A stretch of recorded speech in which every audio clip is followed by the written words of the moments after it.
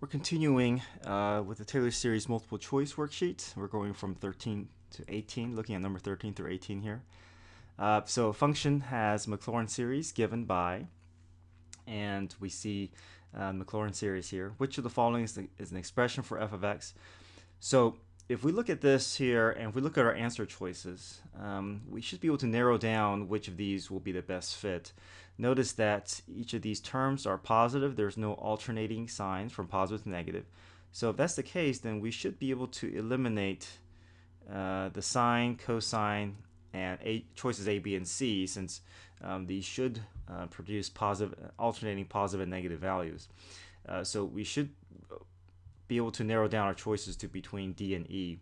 And once we get down to D and E, we just have to build what we know from e to the x and use that to substitute and see if we can match our series using that knowledge here. So we know, let's think about what we know about e to the x. We know the parent graph, or the parent, sorry, not graph, the parent series for Maclaurin series will be e to the x, and that's 1 plus x squared over 2 factorial plus x cubed over 3 factorial plus x to the n over n factorial. So if we replace each of the e to the x with that in both of these series, we should be able to see which one will fit or match this Maclaurin series. So if I replace e to the x with the first few terms of the pattern here, so 1 plus x squared over 2 factorial to x to the fourth over 4 factorial. So this replaces e to the x minus x cubed minus x squared. And if I simplify this, x squared through, and I should be able to cancel out my terms involving x squared and x cubed. And then I have x to the fourth over 2 factorial plus x to the fifth 3 factorial, x to the sixth 4 factorial. So this ends up matching this series here. Let's just go through E and just confirm that this is not the right answer here. So we know what e to the x is. So if I want to find e to the x squared, I can replace each of the x's in e to the x with x squared. So 1 stays, x becomes x squared becomes x squared squared, which is x to the fourth over 2 factorial, x to the sixth over 3 factorial. Okay, so this represents e to the x squared minus x squared minus 1. Okay, minus x squared minus 1. We see the x squared cancels out. We see negative 1 and positive 1 for the first term cancels out. We're left with x to the fourth over 2 factorial plus x to the sixth over 3 factorial. And then we see that this is not going to match the Maclaurin series that we have here. All right, number 14. Which of the following series diverge?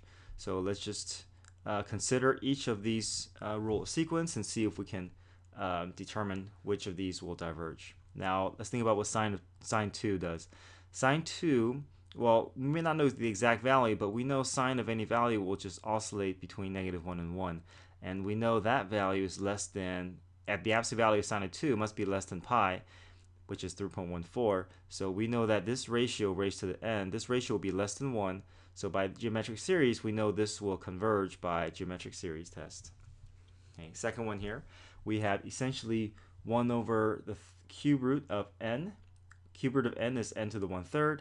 We know n to the 1/3, if we do p-series test, if the p-value, which is 1/3 here, is less than 1, we know that this series will diverge by the p-series test. Okay, the third one here, e to the n over e to the n plus 1. If we find the limit as n approaches infinity, we see that this, or going through the n-term test, we see that since the degrees match, or the functions here, or the highest function matches, the coefficient will just be, the ratio of the coefficient will just be 1, and because it's equal to 1, the limit of this expression equals to 1, nth term test will cause this to diverge.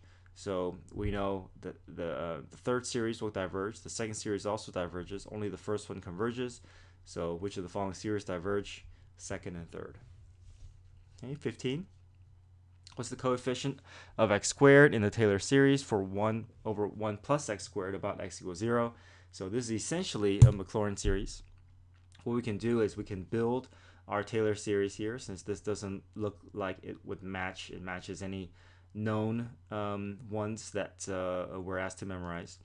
So let's just build our Taylor series from scratch. So we're trying to we're going to work our way down to the second derivative and then plug into our formula. Okay. Okay. So here's f of x. If we find the derivative, we get -2 parentheses subtract 1 from the exponent. Second derivative, 6 times 1 plus x to -4. So we know that the coefficient for x squared will be using the second derivative, and we know the second derivative, or the series that is the term that matches the one for x squared, will have to be the second derivative evaluated at the center, which is at 0, over 2 factorial times x minus the center squared, and the center is 0. So I'm just trying to find the coefficient f double prime of 0 over 2 factorial. And if we think about the second derivative evaluated at 0, here's the second derivative. If we plug in 0 in for x, we get 6 times 1 to -4, which is 6. And then so we have 6 replacing the numerator, so 6 over 2 will be 3. And so 3 must be the coefficient for x squared.